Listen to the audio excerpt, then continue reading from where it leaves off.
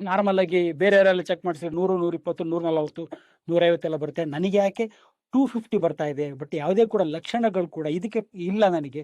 ಕಾರಣ ಏನು ಅಂತ ನೋಡೋದಾದ್ರೆ 2 ಕಾರಣ ಇದೆ. ಒಂದನೇದಾಗಿ ಅಂದ್ರೆ ನಿಮಗೆ ಎಷ್ಟು ಕಾರ್ಬೋಹೈಡ್ರೇಟ್ ಬೇಕಲ್ಲ, ಅದಕ್ಕಿಂತ ಅತಿ ಹೆಚ್ಚಾದ ಒಂದು ಕಾರ್ಬೋಹೈಡ್ರೇಟ್ ಅನ್ನು ನೀವು ಉಪಯೋಗಿಸ್ತಾ ಇರ್ತೀರಾ. ನಿಮ್ಮ ಆಹಾರದಲ್ಲಿ ಅತಿ ಹೆಚ್ಚಿನ ಕಾರ್ಬೋಹೈಡ್ರೇಟ್, ಅತಿ ಹೆಚ್ಚಿನ ಒಂದು ಗ್ಲೂಕೋಸ್ ಅಂಶನ ಉಪಯೋಗಿಸ್ತಾ ಇರ್ತೀರಾ. ಅದರಿಂದ ನಿಮ್ಮ ಬ್ಲಡ್ ಅಲ್ಲಿ ಇರ್ತಕ್ಕಂಥ ಶುಗರ್ ಲೆವೆಲ್ ಸ್ವಲ್ಪ ಅಂದ್ರೆ ಗ್ಲೂಕೋಸ್ ಲೆವೆಲ್ ಸ್ವಲ್ಪ ಜಾಸ್ತಿ ಆಗಿರುತ್ತೆ. ಬಟ್ ಆದ್ರೆ ಇದು ಡಯಾಬಿಟಿಸ್ ಅಲ್ಲ.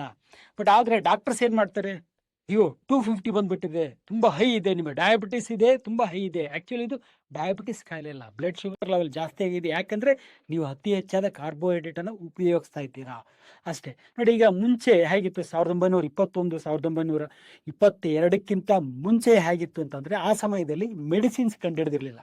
1922ರಲ್ಲೇ 1921-22ರಲ್ಲೇ ಈ ಮೆಡಿಸಿನ್, ಒಂದು ಇನ್ಸುಲಿನ್, ಅದ್ರ ಜೊತೆಗೆ ಟ್ಯಾಬ್ಲೆಟ್ ಮೆಟ್ಫಾರ್ಮಿನ್ ಅಂತ ಟ್ಯಾಬ್ಲೆಟ್, ಇವೆರಡನ್ನು ಕಂಡುಹಿಡಿದಿದ್ದು ಸುಮಾರು ಆ ಸಮಯದಲ್ಲಿ. ಅದಕ್ಕಿಂತ ಮುಂಚೆ ಹೇಗಿತ್ತು ಅಂತಂದ್ರೆ, ಲಕ್ಷಣಗಳಿದ್ರೆ ಮಾತ್ರ ಕಾಯಿಲೆ ಅಂತ ಹೇಳ್ತಾ ಇದ್ರು.